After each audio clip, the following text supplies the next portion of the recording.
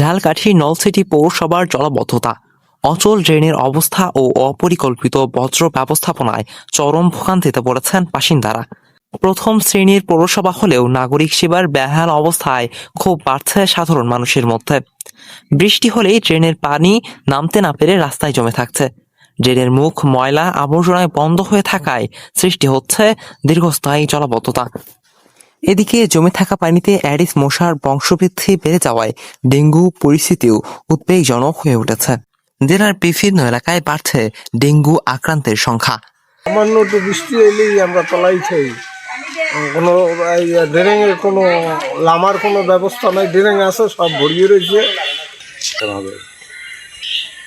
ওই তো রাস্তাঘাটে তো রোড পানি রোডে জমে থাকে, রোডে ড্রেন নাই, এই নাই। আর ড্রেন থাকলে ময়লা সাফ করার লোকজন তেমন দেয় না। রাস্তাঘাটের খুবই করুণ অবস্থা, পানি জমে যায় বৃষ্টি পড়লেই। আর জায়গায় জায়গায় গর্ত আছে, বিভিন্ন মানুষ দেখা গেছে গাড়ি দিয়ে পড়িয়েও যায় অনেক মানুষ গর্তের কারণে। হ্যাঁ, আর রাস্তায় যে পানি জমে তার ভিতরে খুবই ময়লা আবর্জনা, ড্রেন পরিষ্কার নাই, পানি অপসারণের কোনো ব্যবস্থাই নেই। আর আপনার বর্ষার পানি জমে গেলে এখানে আর কি মশার উপদ্রব বাড়ে।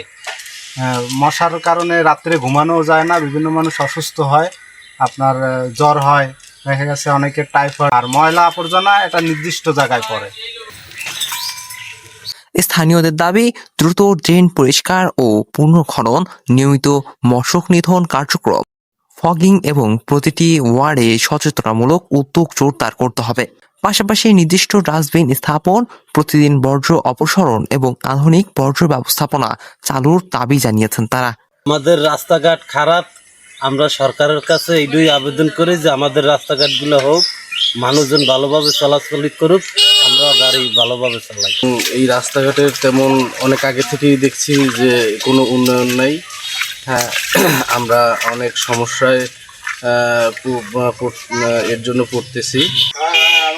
আমরা বাংলাদেশের দ্বিতীয় পৌরসভায় থাকি, কিন্তু এখানে কোনো উন্নয়নের কিছু নেই। বৃষ্টি হলে রাস্তায় পানি জমে, তারপর পানিতে মশা হয়, ময়লা আবর্জনা দেখা যায়, স্কুলে যেতে পারে না বাচ্চারা, ডেঙ্গু মশা হয়। এখানে প্রায় লোকেই ডেঙ্গুতে আক্রান্ত হয়েছে। এই তো আমাদের যাতায়াতে খুব কষ্ট। তা এখন আপনারা কি চাচ্ছেন? আমরা চাচ্ছি সরকার যেন শীঘ্রই এটার একটা ব্যবস্থা নেয়, যেন রাস্তায় পানি জমে না থাকে, তারপর আপনার কাদা থাকে। এই তো আমরা অসুস্থ থাকি সবসময় পানিতে যাতায়াত করার জন্য।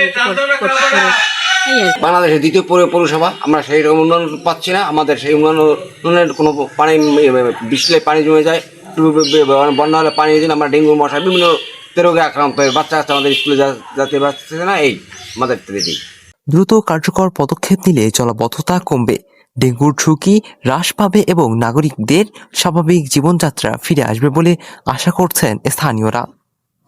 আব্দুল আল জাকারিয়া, ডেস্ক নিউজ, চেকপোস্ট।